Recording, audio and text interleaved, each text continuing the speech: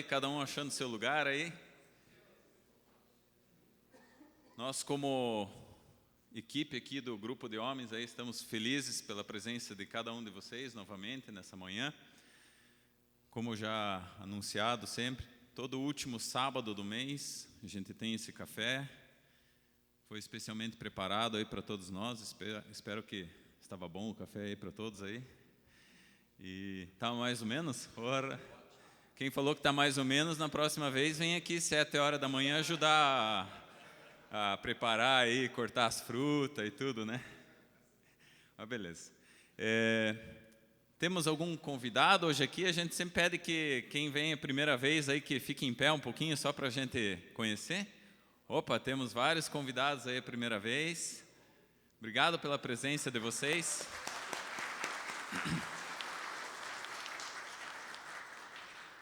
Então, aqui é um encontro de homens, a gente vem tratar assuntos de homens, né?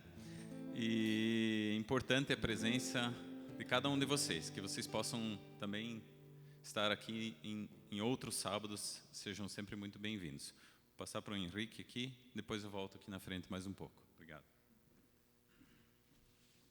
Bom dia, pessoal. Vamos ficar de pé, então.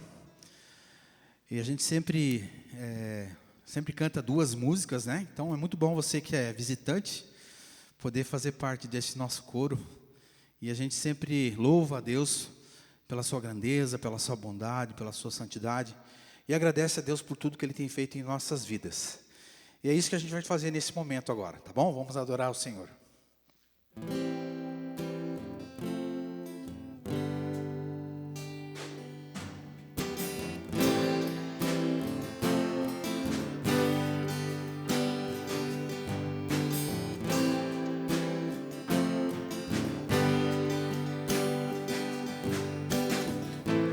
Ao erguermos as mãos para adorar e clamarmos a Ti, Tu virás, nós viemos aqui te adorar, Deus de graça e favor, és Tu, meu Senhor. Digno és do meu louvor, só Tu és, todos dirão que és Tu, sim, és Tu. Santo, santo é o Senhor poderoso, santo somente o Teu nome é. Santo, santo é o Senhor poderoso, santo somente o Teu nome é.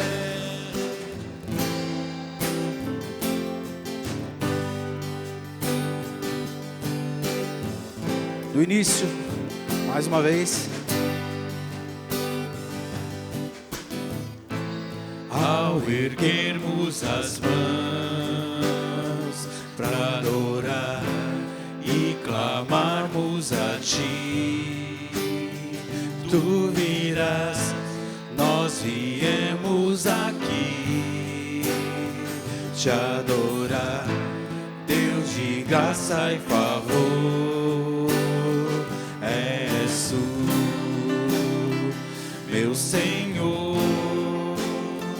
Digno és do meu louvor, só Tu és, todos dirão que és Tu, sim, és Tu. Ele é santo. Santo, santo é o Senhor poderoso, santo somente o Teu nome é. Santo, santo é o Senhor poderoso, santo somente o Teu nome é. Ao erguermos as mãos e clamar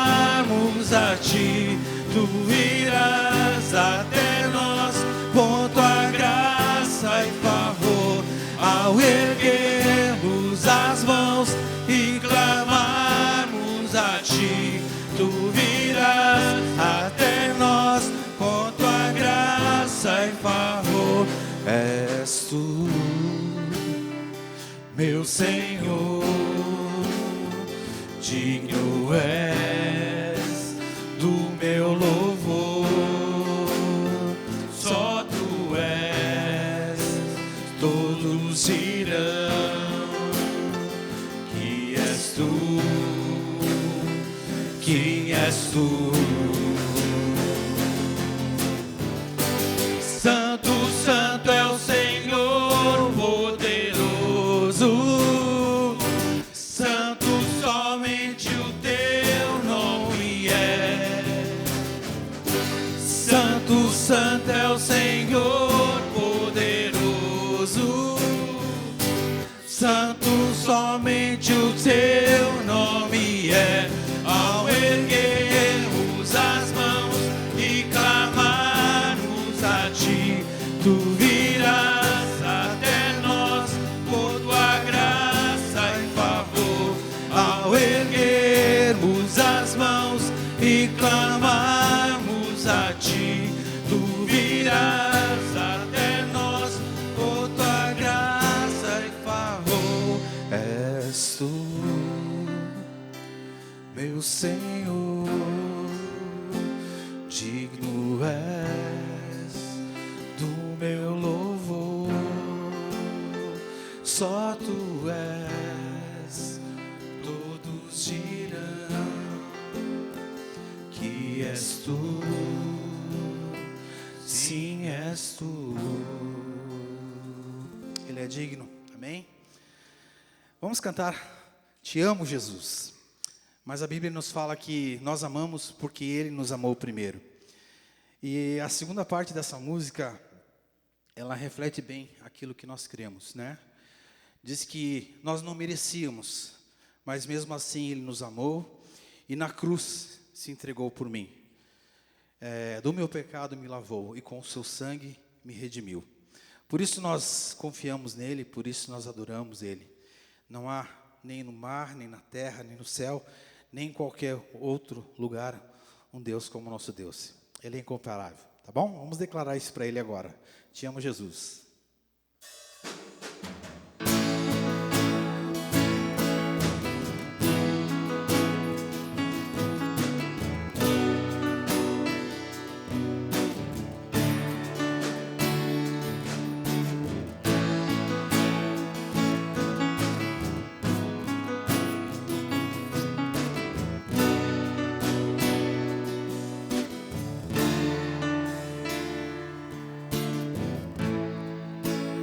Em tua presença eu estou, ó Deus, venho render-me a ti. Com o coração cheio de amor, declaro que tu tens feito a mim.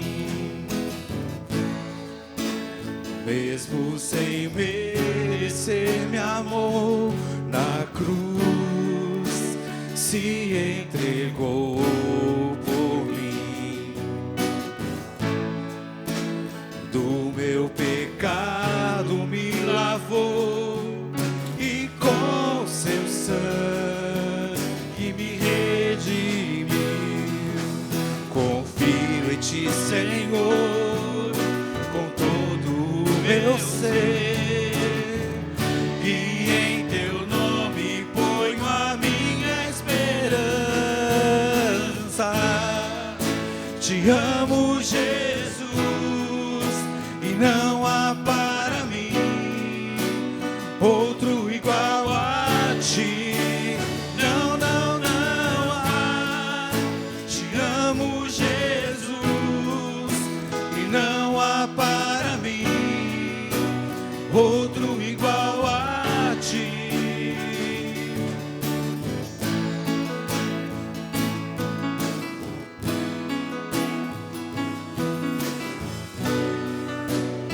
Mesmo sem merecer,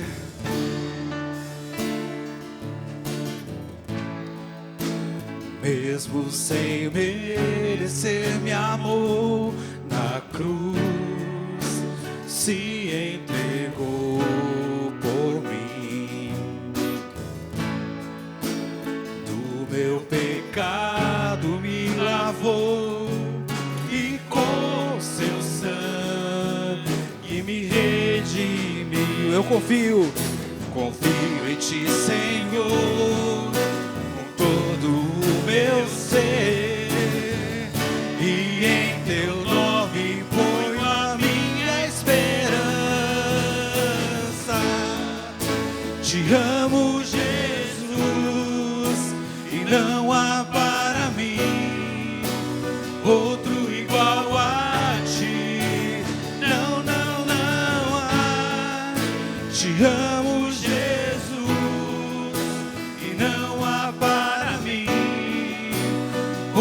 igual a Ti. Nem no mar,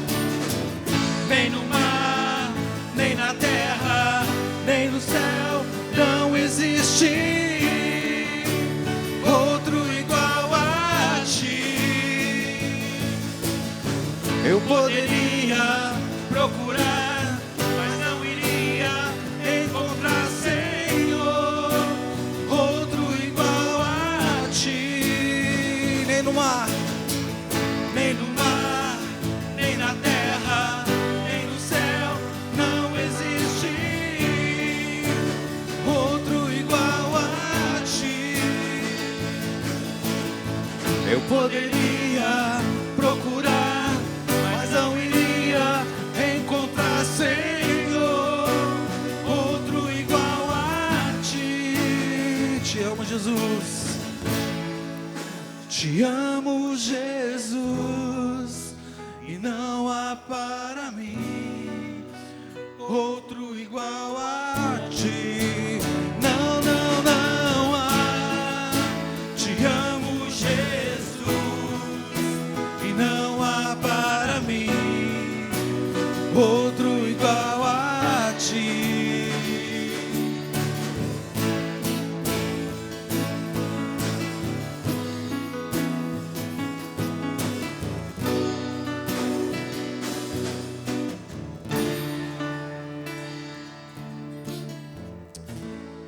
Senhor, nosso Deus e Pai, nós queremos nessa manhã declarar ao Senhor todo o nosso amor, toda a nossa gratidão, todo o louvor e toda a honra ao Senhor. Obrigado porque naquela cruz o Senhor nos salvou, o Senhor nos redimiu e nos deu a oportunidade de sermos Teus filhos, Pai. Obrigado pela vida de cada um que está aqui hoje, obrigado por esta manhã tão especial. Pedimos que o Senhor fale aos nossos corações agora, Pai. Nós Te adoramos em nome de Jesus. Amém. Amém. Podem se sentar. Obrigado, Henrique, toda a equipe de louvor aqui também. Eu não sei como foi a semana de cada um, né? Cada um tem seu dia a dia aí, as suas lutas, seus momentos de vitória, às vezes derrotas, né? Mas Deus tem nos conduzido até aqui, protegido a cada um. E esse é um momento que a gente tem no sábado para a gente convidar outras pessoas também. E, a gente convida as pessoas para vir para o encontro, muitas delas vêm, algumas não podem vir, ou acontecem às vezes imprevistos também. E a gente quer fazer uma oração agora por alguns homens, pedindo pela família também. A filha do pastor Santareno, ela vai ter uma cirurgia agora, às 9h30 da manhã, né? A Karen. Então, a gente quer orar por isso nesse momento. Eu tenho um colega também que eu convidei para vir hoje, ele me confirmou várias vezes que viria hoje. Ontem, 11 horas da noite, ele falou, estou no Hospital Constantine agora. Então, estou fazendo exames aqui, que deu uma dor muito forte no peito, vim para cá. Ele está bem, graças a Deus, mas daí a esposa dele me escreveu agora pela manhã, que ele está recuperado, mas eu falei que a gente ia orar por ele também, é Luiz o nome dele. Então, vamos fazer uma oração agora, e daí, assim que eu finalizar, eu já peço para o pastor Luciano vir aqui à frente, e que vai trazer a palestra e a palavra para nós nessa manhã. Querido Deus, quero te agradecer mais uma vez por esse dia, por essa oportunidade, pela vida de cada um que está aqui, pela família de cada um que Tu tens abençoado, tens protegido. Obrigado que a gente tem essa liberdade no nosso país, na nossa vida, de estarmos juntos aqui e como homens nos encontrarmos para tomar um café e também para ouvir um pouco da Tua palavra, Pai. Eu quero Te pedir em especial agora pela Karen, pela filha do pastor Santareno, Pai, Tu possa estar abençoando essa cirurgia, que Tu possa estar cuidando de tudo e que ela possa ser curada e estar restabelecida novamente. Quero Te pedir pelo meu amigo Luiz, que está lá no hospital agora, Pai, que Tu possa estar confortando o coração dele, dando saúde novamente a ele, tranquilidade para a esposa, para os filhos, Pai, e que Tu possa estar abençoando essa família também.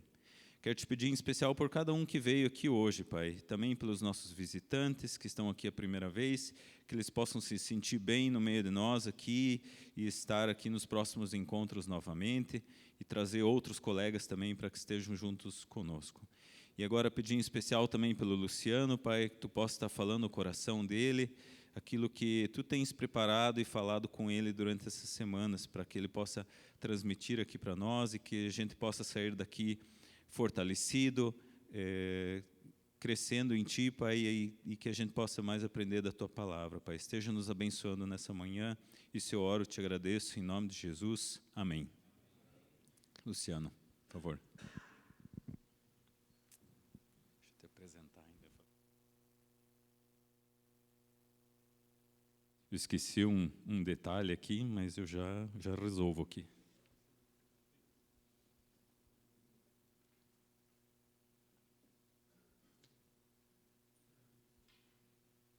Então, eu queria apresentar o Luciano aqui, que está junto conosco. O Luciano, ele é casado com a Juliane, ele tem 3 filhos, o Kael, o Daniel e o Joseph. Ele tem formação de bacharel em teologia pelo SEMTA, que foi lá no Paraguai, né? Faculdade de Teologia Menonita em Assunção. Também em gestão de pessoas pela Unicesumar. Ele liderou projetos de evangelização e discipulado com diversas igrejas em Luiz Eduardo Magalhães, lá na Bahia, por 3 anos. Foi pastor da Igreja Menonita da Água Verde, em Curitiba, aqui por 12 anos. E desde 2017 ele é diretor executivo do Ministério Fermata Pastores. Talvez ele conte um pouco para nós sobre isso também. Mas Deus te abençoe aí. Um bom evento aqui para nós. Obrigado, Carlos. Obrigado pelo convite de estar aqui. É uma alegria muito grande, é um prazer muito grande. Quando o Carlos me chamou e a gente conversou, e ele perguntou se eu poderia falar sobre sexualidade, né, o assunto da sexualidade, eu falei, claro, né, estou à disposição. E depois que terminou a conversa, eu falei, e agora, né?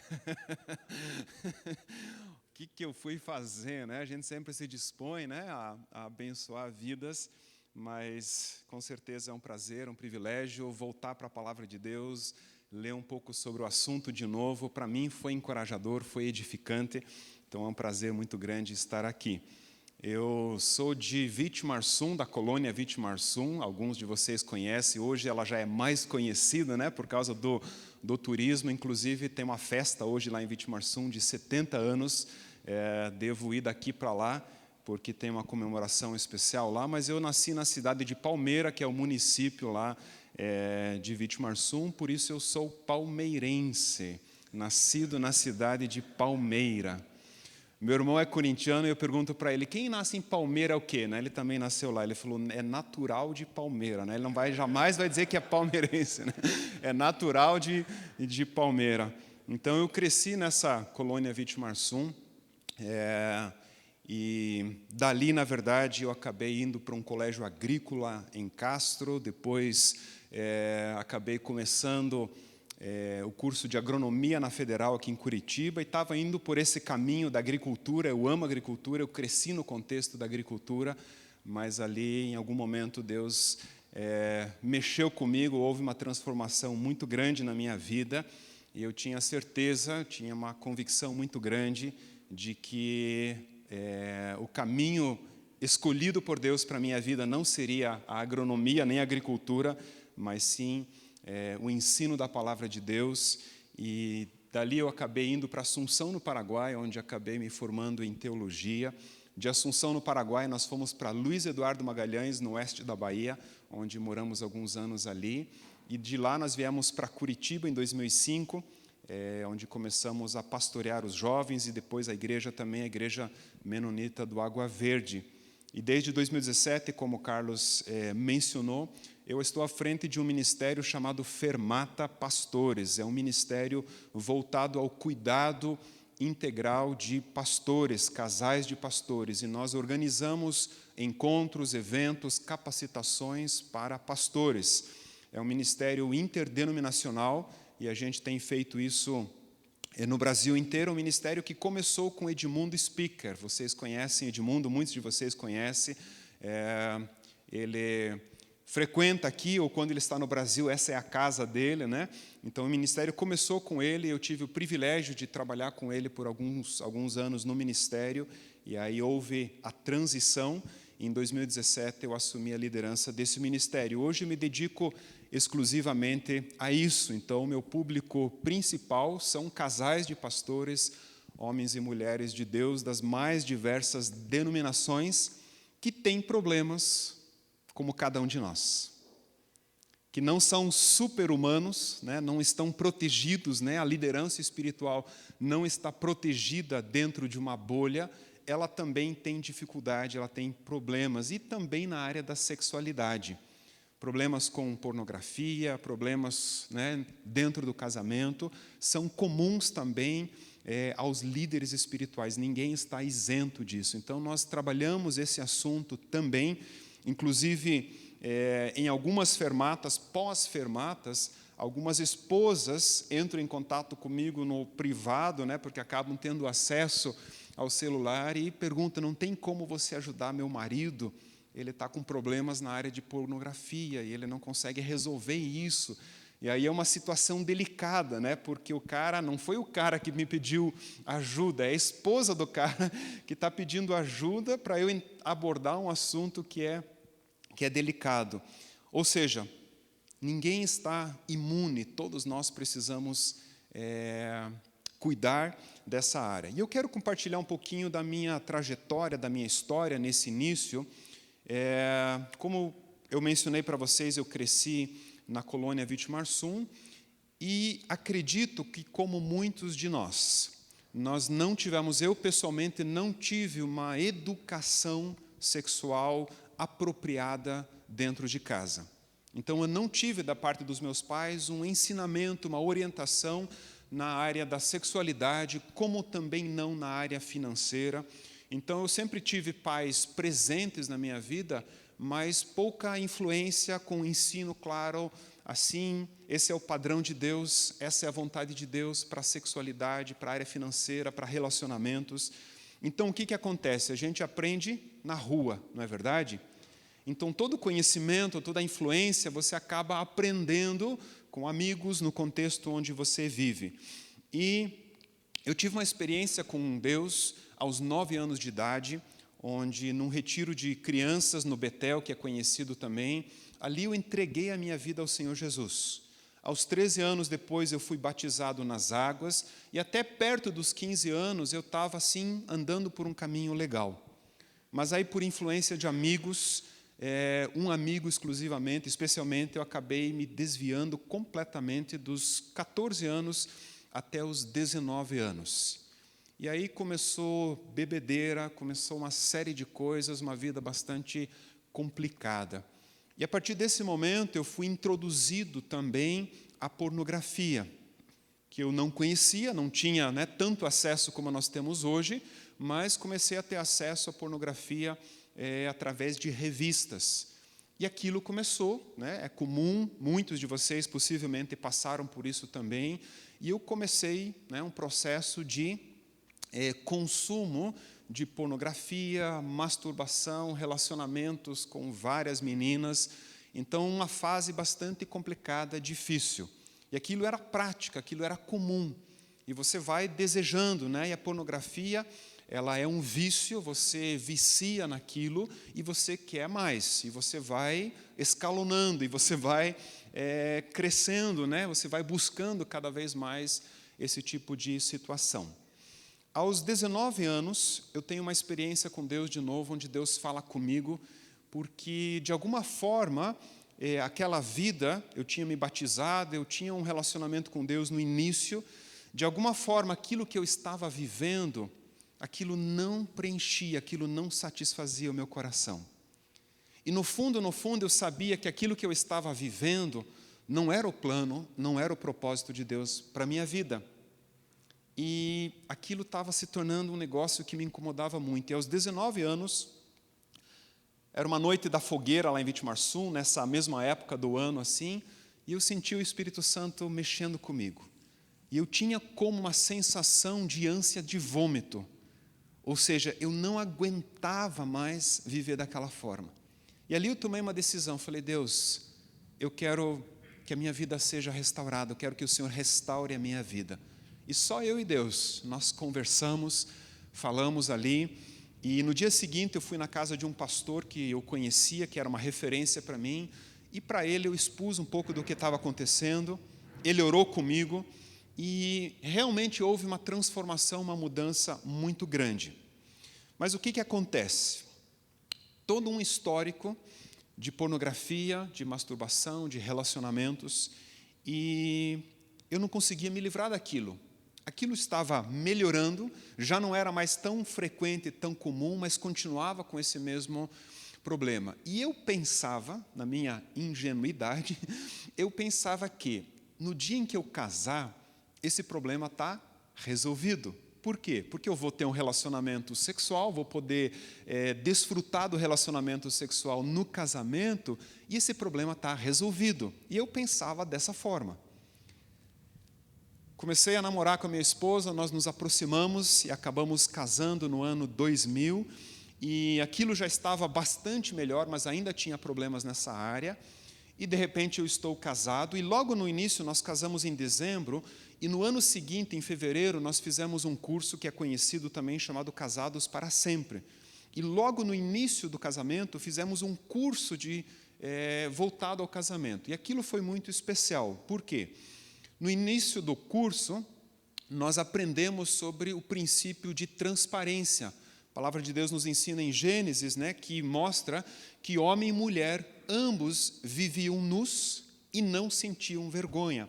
Ou seja, no início, na criação, havia um relacionamento de transparência total entre o homem e a mulher. E uma transparência em todos os aspectos. Havia uma harmonia no casamento.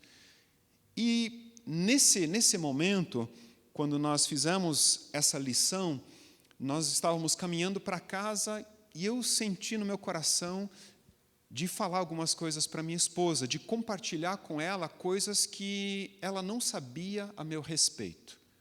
E nós chegamos em casa, eu falei, Yuli, o nome dela é Juliana, eu chamo de Yuli, falei, Yuli, eu preciso compartilhar algumas coisas com você. E naquela noite, eu abri o meu coração para ela e compartilhei tudo o que eu já tinha experimentado e vivido na área sexual. Confessei para ela uma série de coisas que eu tinha vivido nesse período dos 14 aos 19 anos. Quando eu fiz isso, eu fiquei um pouco preocupado, fiquei com medo de rejeição, medo da reação dela. Falei, cara, o que ela vai pensar de mim depois que ela souber? Ela sabia já de algumas coisas, mas não sabia tudo. O que ela vai pensar de mim? Quando eu terminei, eu abri de fato tudo o que tinha acontecido. Quando eu terminei, ela falou, Luciano, eu também tenho algumas coisas a compartilhar. E ela contou de coisas na vida dela que eu também não sabia. E ali a gente chorou junto, nós oramos juntos, e aquilo foi algo muito, muito especial. Ou seja, no dia seguinte eu tinha uma sensação de segurança, de paz que eu nunca tinha experimentado. Por quê? Ela sabia tudo, ela me conhecia num nível muito profundo. Ela sabia exatamente o que tinha acontecido comigo na minha história. E aquilo gerou uma unidade, aquilo gerou uma transparência muito grande. Passou um tempo e, de repente, o que acontece? Eu me vejo de novo com problemas, ou ainda com problemas na área de pornografia e masturbação. E eu dizia, que coisa terrível. E o sentimento de culpa era muito grande. Por quê? Porque não fazia sentido, não é verdade? Você desfruta do relacionamento sexual dentro do casamento. E minha esposa e eu sempre tivemos muita liberdade, na verdade, nessa área. Sempre foi muito bom, nunca tivemos problema na nossa intimidade. E, de repente, eu continuava com aquele problema. E quando aconteceu pela primeira vez, eu falei, caracas, que coisa doida. E eu tomei uma decisão naquele dia muito importante. Eu disse para mim mesmo e falei com Deus.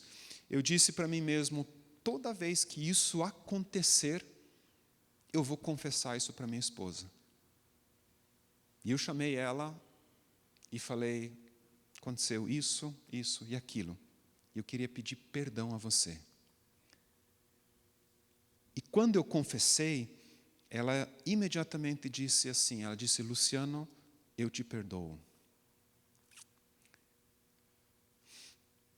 E nós chorávamos.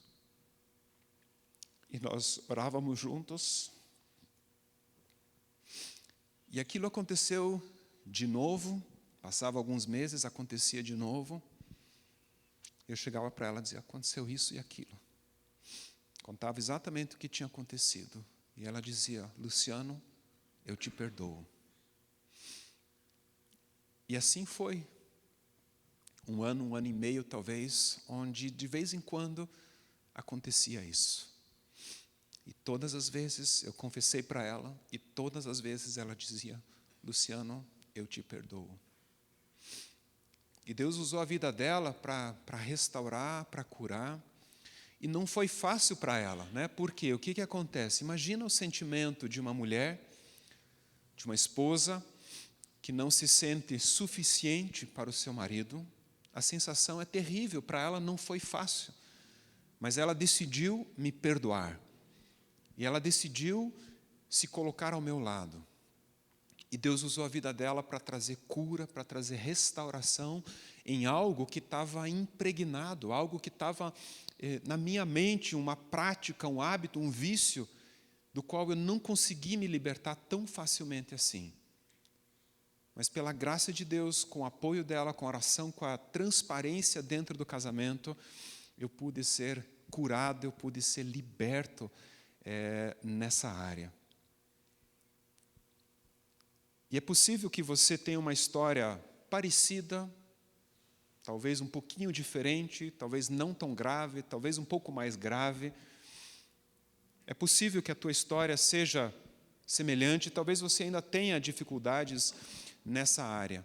E nós temos um grande desafio, na verdade, de enfrentar isso, de levar a sério esse assunto e, de fato, buscar uma visão diferente a respeito da sexualidade.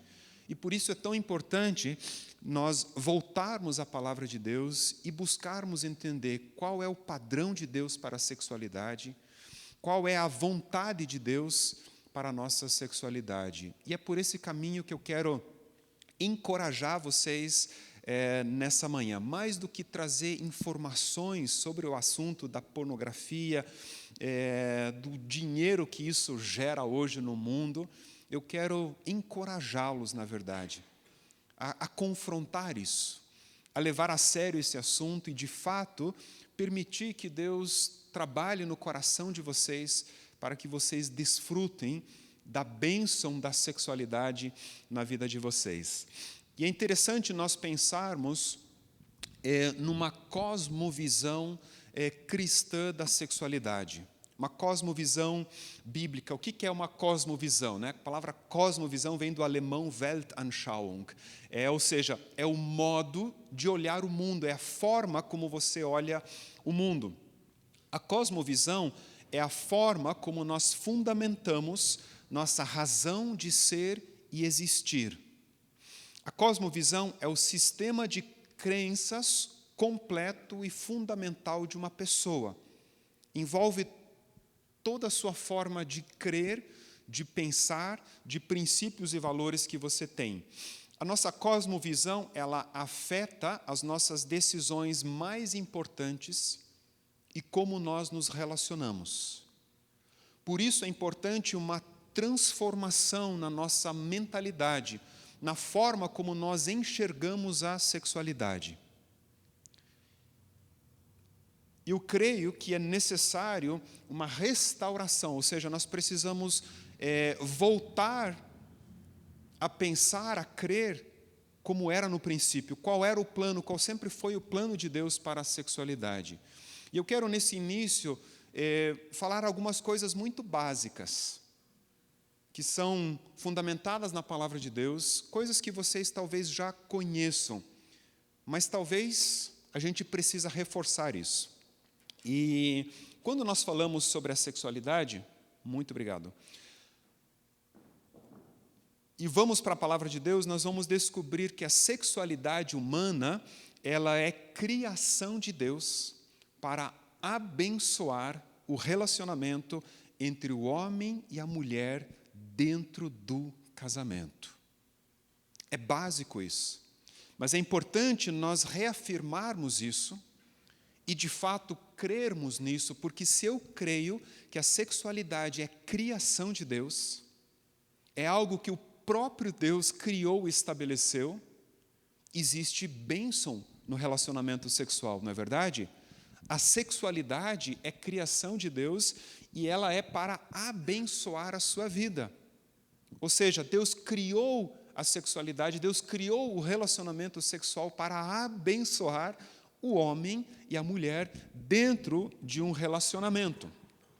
Deus criou o casamento para ser monogâmico e heterossexual. A palavra de Deus mostra isso, ela nos ensina isso, que o padrão de Deus, a vontade de Deus é que o casamento seja entre um homem e uma mulher. E que assim deve ser, e que existe bênção dentro dessa relação.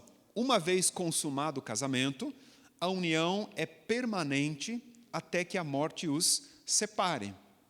Por isso que Jesus vai falar em Marcos capítulo 10, versículo 7, no 9 principalmente, ele vai dizer, e você conhece essa expressão, aquilo que Deus uniu, não separe o homem. Ou seja, quando o homem e mulher deixam pai e mãe, se unem para se tornar uma só carne, essa relação é estabelecida por Deus, é criada por Deus, e o desejo de Deus, a vontade de Deus sempre foi que apenas a morte de um dos dois conclua, encerre essa relação. Esse é o padrão de Deus, essa é a vontade de Deus. Talvez isso não seja a sua realidade no momento. Talvez você já casou uma vez, duas vezes, talvez mais vezes. Mas é interessante, independente de qual é o seu estado nesse momento, é interessante nós pensarmos que esse é o padrão de Deus e que se existe arrependimento nas nossas vidas, um arrependimento verdadeiro no sentido de nós entendermos, não, esse é o padrão de Deus e eu quero viver esse padrão de Deus.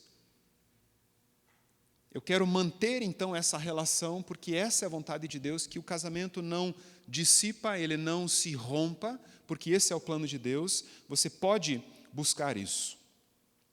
A sexualidade integrada à espiritualidade gera bênçãos como amor, respeito, honra, pureza. Quando nós voltamos ao texto que eu mencionei antes, onde em Gênesis 2:25 diz assim, ora, ambos, homem e mulher, viviam nus e não sentiam vergonha, nós encontramos bênçãos nessa relação. Pensa que nós, nesse texto, o autor está falando do momento antes da queda, de uma situação antes da queda, antes do pecado. E homem e mulher tinham uma relação de harmonia com Deus e um com o outro.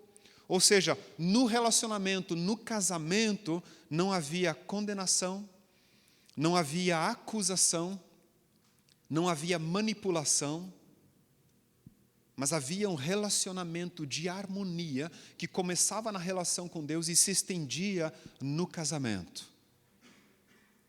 E esse é o padrão de Deus, essa é a vontade de Deus. E quando o casamento é dessa forma, existe amor, existe respeito, existe honra, existe pureza.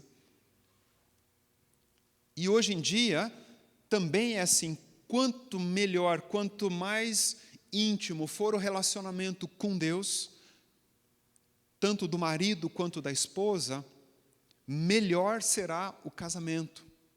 A probabilidade do casamento ser muito mais prazeroso, de amor e de respeito, é muito grande, porque tudo isso começa na relação com Deus, no nosso entendimento com Deus. Masculinidade e feminilidade são uma expressão da essência de Deus. A Bíblia diz que Deus criou o homem à sua imagem. A imagem de Deus os criou.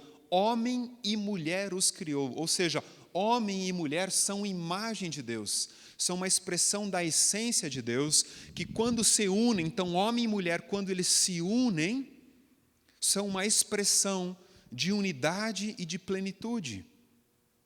Então, são aspectos da natureza de Deus. Podemos dizer que o relacionamento sexual, ele é uma celebração do amor e da intimidade. Interessante, eu vi um artigo falando sobre infidelidade conjugal, isso já há bastante tempo atrás, e uma das coisas que me chamou a atenção, ele conta por que muitos empresários ou patrões ou chefes acabam traindo, adulterando no casamento com a sua secretária ou com alguém, alguma mulher com quem ele convive e trabalha dia após dia. Por quê? Porque os dois acabam muitas vezes desfrutando de uma intimidade nos negócios, no trabalho, e acabam tomando decisões juntos, passando por pressão, passando por uma série de situações juntos no trabalho, e quando acontece o adultério, a traição, é uma celebração da intimidade. Então, olha que interessante. Começa quando você acaba convivendo com uma outra mulher que não é sua esposa, e você começa a desfrutar de uma certa intimidade, tomando decisões juntos, e de repente acontece o relacionamento sexual, que é uma celebração daquela intimidade que já existe. Mas trazendo isso para o casamento. O casamento é o lugar de você experimentar uma intimidade. Uma intimidade em todos os aspectos, espírito, alma e corpo. É uma intimidade onde, por exemplo, no meu caso, no dia após dia, a gente ora juntos, minha esposa e eu, nós oramos juntos. Nós abençoamos a vida um do outro em oração. Nós intercedemos um pelo outro, a gente ora abençoando e pedindo cuidado, provisão de Deus. Então existe uma intimidade, existe uma unidade no espírito. Existe uma intimidade na alma, onde eu compartilho dos meus sonhos, dos meus pensamentos, dos planos. A gente não está no dia a dia trabalhando juntos, ela é professora de inglês, então ela trabalha num colégio, e está o dia após dia envolvido ali, mas a gente compartilha da nossa vida, dos nossos sentimentos e emoções. Então existe uma intimidade no nível da alma, e existe uma intimidade física, e nós celebramos essa intimidade no relacionamento sexual. Então, essa intimidade, ela é plano de Deus. Deus criou a sexualidade com um sistema nervoso para que o homem e a mulher possam desfrutar de prazeres delicados e saudáveis. Ou seja, aquilo que você experimenta na intimidade sexual é graça de Deus, é presente de Deus e é algo maravilhoso. Interessante quando, lendo também sobre a questão da imoralidade, pode ser a moralidade também, né? Porque a relação sexual ela pode ser tanto moral quanto imoral. Uma das coisas que me chamou a atenção é que o homem, no momento da ejaculação, aquilo para o qual ele está olhando naquele momento, aquilo gera uma ligação, ele gera uma conexão visual com aquilo que o homem está vendo naquele momento. Achei muito interessante isso, porque é um momento, né, de liberação de hormônios, algumas endorfinas são liberadas, né? Principalmente a ocitocina é liberada, né, no relacionamento sexual. Então é uma sensação de prazer muito grande, e ela é tão forte, tão poderosa, que aquilo para o qual o homem está olhando, existe de alguma forma misteriosa uma conexão forte entre aquilo. Então imagina, você cresce, né, consumindo pornografia, e você tem uma ligação de fato, né, quando você se masturba, por exemplo, você tem uma ligação com aquela mulher ou com aquilo que você está vendo, aquilo que está diante dos seus olhos. Então é algo muito sério. É algo muito sério que pode se perverter completamente, como pode ser algo prazeroso, uma bênção muito grande no casamento. O que acontece? Nós temos a criação de Deus, a sexualidade criada por Deus para ser benefício, para ser bênção dentro do casamento, mas nós temos na palavra de Deus a queda. Nós temos um momento onde homem e mulher decidem caminhar por suas próprias pernas. E nós podemos dizer que existe um efeito colateral e que afeta também a sexualidade. Ou seja, a queda, ela corrompeu, ela perverteu aquilo que sempre foi o plano de Deus também para a sexualidade. Em Gênesis 3:7, quando Eva comeu, pecou, e o homem também, e parece que foi um coco, né? Eles comeram o coco, alguns acham que foi a maçã, mas eu acredito que foi o coco. Por quê? Porque a Bíblia diz que a mulher tomou e comeu. A única fruta que você toma e come é o coco. Então, acho que ela tomou e comeu do coco e jogou esse coco na cabeça de Adão. E os dois acabaram falhando, acabaram desobedecendo ao plano de Deus. E depois disso, em Gênesis 3:7, diz assim: então os olhos de ambos se abriram, e percebendo que estavam nus, costuraram folhas de figueira e fizeram cintas para si. A maior tragédia da história aconteceu aqui. Trata-se de uma catástrofe, de um cataclismo global.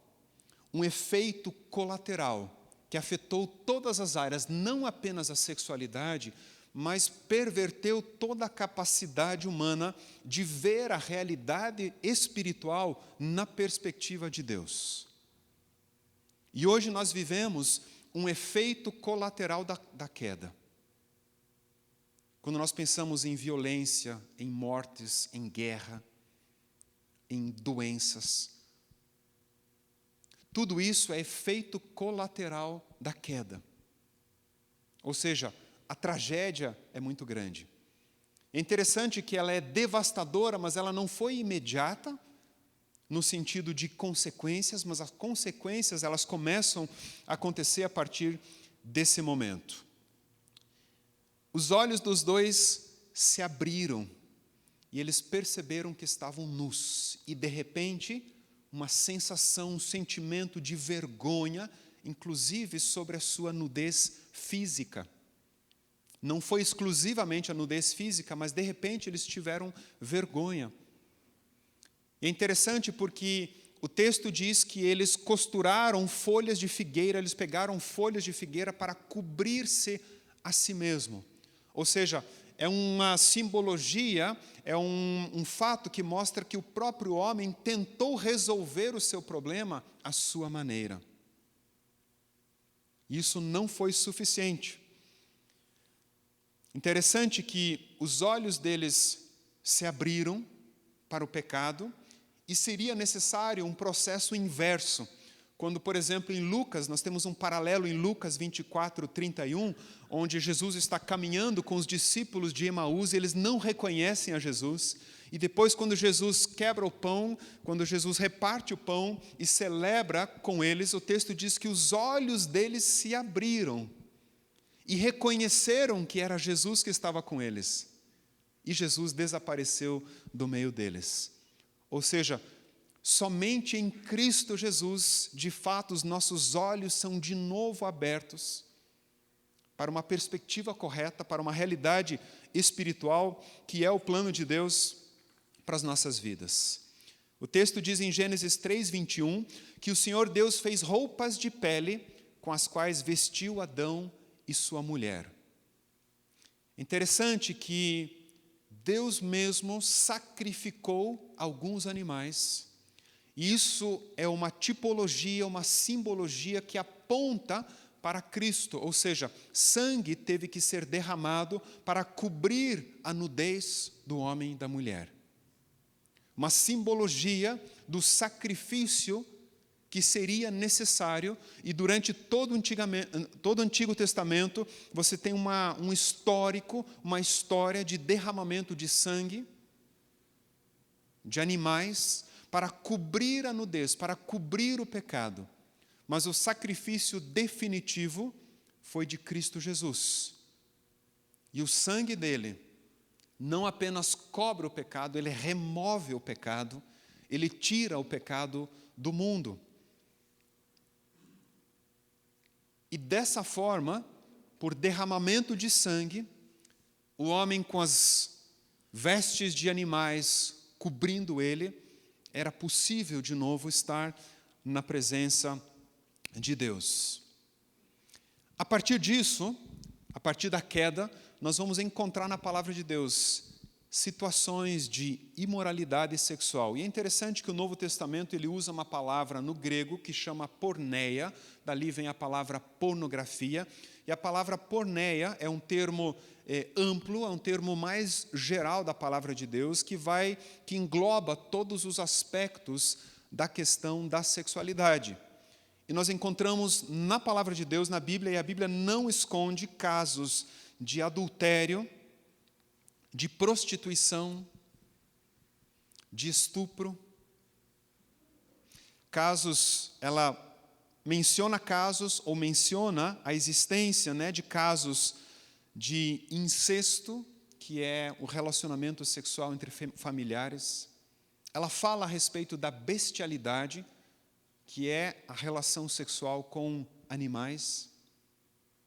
Além de fornicação, ou seja, a Bíblia ela vai abrir o aspecto, o problema da sexualidade. Então, ele não é um problema novo, ele é um problema que existe desde a queda.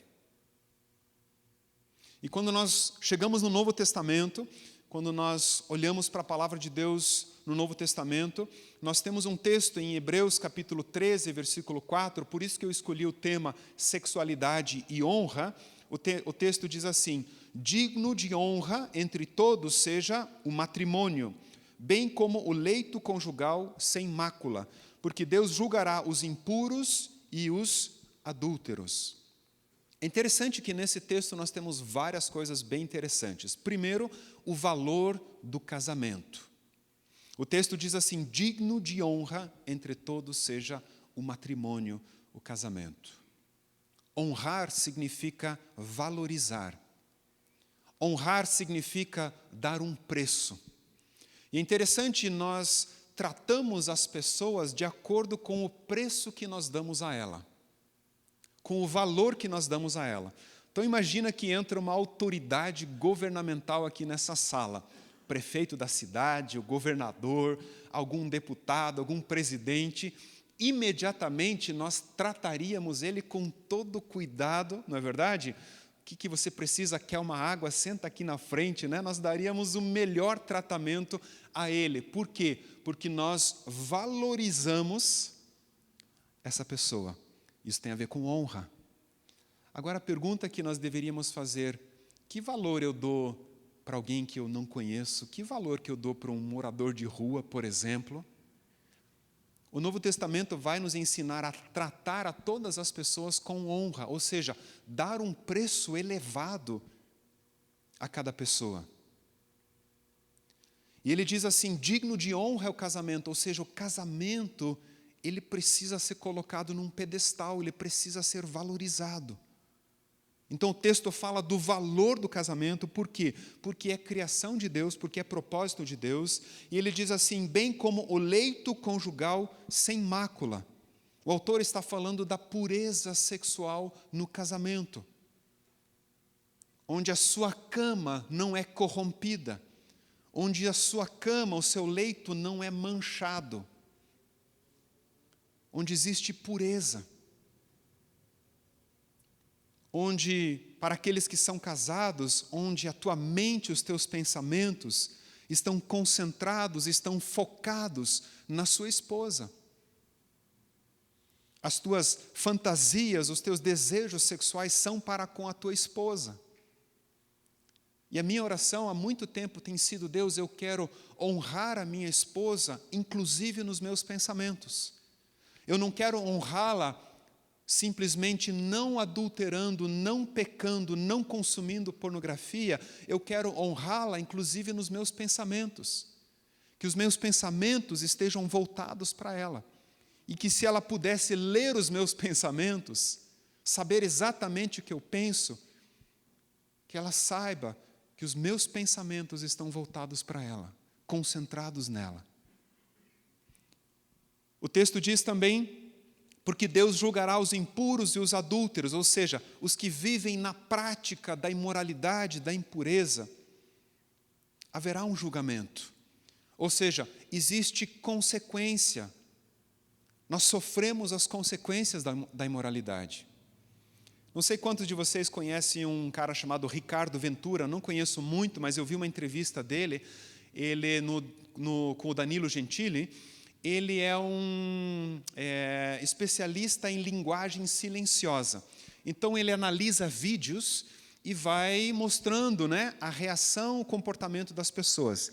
E ele faz uma análise do caso do médico que acabou anestesiando, né, as pacientes e cometendo várias coisas terríveis, né? Acusado de estupro, de abuso sexual de mulheres em momento de parto. E ele, na verdade, na leitura dele, ele diz que aquilo que aconteceu é excesso de pornografia. Essa é a conclusão dele, a leitura dele. E ele fala um pouquinho sobre isso, dizendo que a porta de entrada, ela é a pornografia. E na medida em que você vicia, na medida em que você consome, existe um escalonamento, ou seja, você vai buscando cada vez mais uma adrenalina cada vez maior. E na visão dele, na conclusão dele, aquilo é excesso de pornografia que leva a pessoa, ela não aguenta, mas ela precisa de algo mais, é parecido com a droga, onde você vai consumindo. Nunca fui usuário de drogas, então não sei dizer a respeito disso, talvez alguns tiveram essa experiência, mas você vai escalonando, você vai buscando algo cada vez mais profundo. E com a pornografia é assim também. E chegou uma situação gravíssima, né? É inconcebível imaginar o que esse cara fez, não é verdade? Cara, a gente fica pasmo de pensar que o ser humano chegou nesse ponto de abusar de mulheres que estão ali, às vezes até cortadas, um ambiente onde tem pessoas, e o cara com a mente, com o coração completamente pervertido, abusa de uma mulher naquela circunstância. Então há um escalonamento, e haverá consequências para isso. Quando nós vemos Jesus falando a respeito desse assunto, Mateus 5, 28, Jesus ele está contrastando, ele usa a lei do Antigo Testamento e Jesus traz um contraste, ou seja, ele traz a visão eterna de Deus sobre o assunto. Mateus 5, 28, Jesus diz assim: eu, porém, lhes digo, todo o que olhar para uma mulher com intenção impura, já cometeu adultério com ela no coração. Então Jesus está dizendo um pouquinho antes, ele diz assim: vocês ouviram o que foi dito, a lei dizia o quê? Não cometa adultério. Essa era a lei estabelecida por Deus, uma lei de proteção, de bênção. Se ninguém cometesse adultério na face da terra, gente, nós estaríamos bem melhor. Com certeza teríamos muito menos problemas na face da terra e muito mais bênção dentro da família se simplesmente não cometêssemos o adultério. Mas Jesus diz, A lei diz: não cometa adultério. Eu digo a vocês, se alguém olhar para uma mulher com intenção impura, já comete adultério com ela no coração. É muito interessante pensar nisso. Não sei quantos de vocês acompanharam o Mundial de Atletismo que teve agora. Eu gosto bastante de assistir Olimpíadas, esse Mundial. E teve um recorde mundial quebrado com o salto em altura. Tinha um brasileiro lá, o Thiago Braz, acabou ficando em quarto. Mas teve um sueco chamado Armand Duplantis. Ele quebrou o recorde mundial no salto com vara, né? Aquele salto em altura. E ele pulou 6,19 metros. Não lembro agora qual era o recorde, mas ele saltou 6,19 metros. E ele disse, após o salto, que para saltar 6,19 é necessário perfeição. Olha que interessante. A lei diz: não cometa adultério. E a lei no Antigo Testamento, ela exigia o esforço humano. Não cometa adultério, não dê falso testemunho, uma série de leis. E é como se cumprir a lei fosse saltar 6,19. Ou seja, precisa perfeição. Então você quer ser perfeito, quer cumprir a lei, vai ter que saltar 6,19. Um ser humano na Terra conseguiu saltar 6,19, que é esse sueco. Quando Jesus diz: aquele que olhar para uma mulher com intenção impura, comete adultério no seu coração, sabe o que Jesus está fazendo? Ele está pegando esse sarrafo, essa barra horizontal, e está colocando a 10 metros de altura. Ou mais. Ou seja, sem chance. Não tem como. E agora, o que nós fazemos? Como que a gente vai resolver isso? Graças a Deus, em Mateus 5,17, o texto diz assim, Jesus diz, antes de falar disso, ele diz assim: não pensem que vim revogar a lei ou os profetas, não vim para revogar, mas para cumprir. Jesus é o cumprimento da lei. Jesus, ele cumpriu a lei, ele cumpriu as exigências. E se nós entendermos agora que nós estamos em Cristo, que quando você confessa Cristo, quando você crê em Cristo, você recebe a Cristo, e 1 Coríntios 6,17 diz assim: aquele que se une ao Senhor é um só espírito com Ele. Ou seja, se Cristo habita em você, a lei se cumpriu no teu coração. A lei foi cumprida em Cristo no seu coração. E por causa de Cristo, estando em Cristo, você poderá viver em pureza, em santidade, em amor, em respeito, em honra. Em Cristo Jesus é possível olhar para uma mulher com pureza. Em Cristo Jesus é possível você concentrar os teus pensamentos e honrar a tua esposa, inclusive nos seus pensamentos. E eu creio que essa é a vontade de Deus. A atração física, ela é natural. Todos nós olhamos, somos atraídos pelo sexo oposto, por uma mulher, e isso é natural. Ou seja, você olhar para uma mulher e pensar: nossa, que mulher bonita, isso é natural, existe uma atração. E todos nós sabemos que o problema é quando você começa a rodar, começa a girar em torno daquele pensamento. Você começa a imaginar como seria se aquela mulher fosse tua. O que você faria com ela se ela fosse tua. E é ali que nós cometemos o adultério no nosso coração. É ali que nós passamos do ponto. Então, olhar para uma mulher, ter atração, é natural, de certa forma.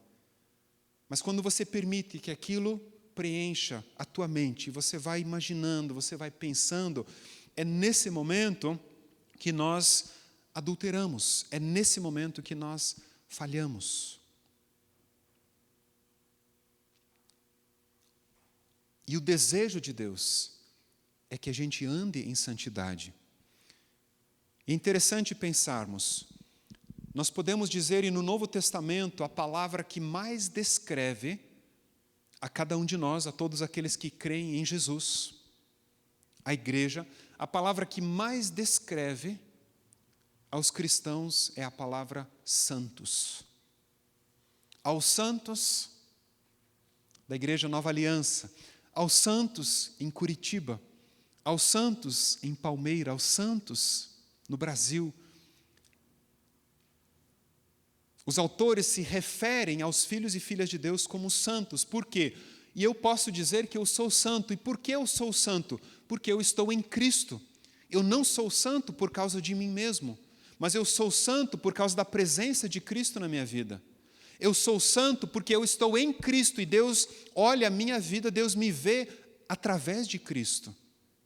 E porque Cristo é santo e puro, eu também posso ser santo e puro. Então, meus queridos, é possível, sim, você viver em santidade e em pureza. Em pureza, né? Não impureza. Em pureza. Pureza sexual. Fidelidade a Deus. E para terminar, para concluir, eu quero falar de dois aspectos, duas dicas sobre como viver livre disso, como viver a sexualidade de forma pura e santa. Se você estudar sobre isso ou ler na internet, você vai encontrar muitos conselhos, e eu creio que eu consegui fazer um resumo, vamos dizer assim, do que eu entendo que sejam os principais aspectos para nós vivermos nisso. O primeiro deles não é talvez tão simples assim, tão prático, ele é mais subjetivo, mas ele também é prático. A primeira conselho, primeira dica para mim é andar no Espírito. Se você quer viver em santidade na área sexual, ande no Espírito. Paulo diz, andem no Espírito e de modo nenhum satisfarão os desejos da carne. Andar no Espírito significa estar consciente da presença de Deus na minha vida, que o Espírito Santo habita em mim para me fortalecer, para me guiar, para me capacitar. Andar no Espírito significa também que eu vou cooperar com a liderança do Espírito. Então, quando Paulo diz ande no Espírito, é uma decisão minha, eu decido andar no Espírito. Então, eu ando no Espírito, o Espírito Santo me lidera e eu coopero com o Espírito. E a palavra de Deus é o fundamento, é a base, onde nós entendemos a vontade de Deus. E dentro do aspecto de andar no Espírito, tem algumas subdivisões. A primeira delas é nós precisamos crescer na graça e no conhecimento de Cristo. Ou seja, alimente-se da palavra de Deus. Procure desenvolver o teu relacionamento com Cristo, a tua intimidade com Cristo. Porque na medida em que você desenvolve a tua relação com Deus, isso afeta os teus relacionamentos. Dentro do casamento, num possível namoro, num possível noivado, você tem o fortalecimento, a direção de Deus para isso. Então, nós precisamos crescer nisso. Um outro aspecto dentro disso é procurar um lugar seguro. E por que eu falo isso dessa forma? A Bíblia usa a expressão fujam da imoralidade sexual. 1 Coríntios 6,18. Fujam. E a palavra fugir significa procurar um lugar seguro. Então cuide, você sabe as áreas, os momentos em que você é vulnerável, suscetível à imoralidade. Então procure um lugar seguro, evite esses ambientes.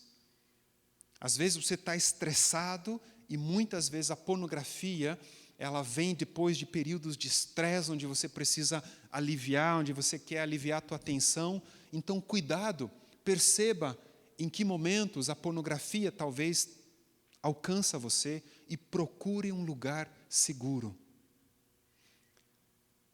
Terceiro aspecto dentro disso é confrontar os pensamentos e sentimentos contrários à vontade de Deus. A palavra de Deus nos ensina que nós devemos resistir ao diabo. O diabo, ele é o pai da mentira. João 8,44. Então, de que forma nós resistimos ao diabo? Acusações, uma ideia falsa da sexualidade, uma ideia pervertida da sexualidade. Quando você pensa em buscar a satisfação sexual de uma forma errada, é a mentira na sua mente, é o diabo na sua mente afetando você. Então nós precisamos resistir, nós precisamos confrontar esses pensamentos. Não somente os pensamentos, mas também os sentimentos. E às vezes vem como se fosse uma fissura, não é verdade? Se a pornografia é um vício, vem aquele momento, cara, eu não aguento mais, eu preciso fazer isso. Você tem a capacidade, em Cristo, pelo Espírito de Deus, a confrontar essa fissura, a confrontar esses pensamentos, para que você seja vitorioso, para que você domine o pecado e o pecado não domine a sua vida. Então, ande no Espírito. E o segundo conselho, o segundo aspecto é, ande com alguém. Então nós vamos andar no Espírito e nós vamos andar com alguém. E andar com alguém significa andar com alguém que anda no Espírito, não é verdade? Pode ser um grupo, pode ser uma pessoa, alguém de confiança, alguém onde você pode ser transparente, alguém onde você pode dizer, meu amigo, cara, eu estou com dificuldades nessa área. Ora comigo, você pode me ajudar de alguma forma? Então você vai andar com alguém de forma transparente, onde você reconhece a tua vulnerabilidade e você diz, cara, eu preciso de ajuda. Às vezes isso pode acontecer num grupo também, mas individualmente sempre há um compromisso maior. Então ande no Espírito e ande com alguém. Eu creio que isso vai trazer grande bênção sobre a sua vida, sobre a sua sexualidade, sobre o seu casamento, a forma como você se relaciona com o próximo. Procure honrar cada pessoa, procure honrar cada mulher. Quando vier a tentação, quando vier aquele pensamento, pensa que aquela pessoa é digna de honra, ou seja, digna dos teus pensamentos puros. E quando vier pensamentos contrários, confronte, resista a isso. Isso vai trazer grande liberdade, grande alegria sobre a sua vida. Amém? Eu queria orar com vocês ainda. Podem ficar sentados mesmos? Gostaria que você fechasse os teus olhos. Eu quero orar abençoando a sua vida nessa área. Pai querido, nós te adoramos, nós te bendizemos. E eu te louvo pela vida de cada homem que está aqui, Pai. O Senhor conhece a história de cada um aqui. O Senhor sabe, Pai, as lutas que cada um tem, seja na área da sexualidade, seja em outras áreas, mas hoje estamos falando especificamente desse assunto. Eu oro, Pai, por Tua graça, Pai, sobre cada um aqui.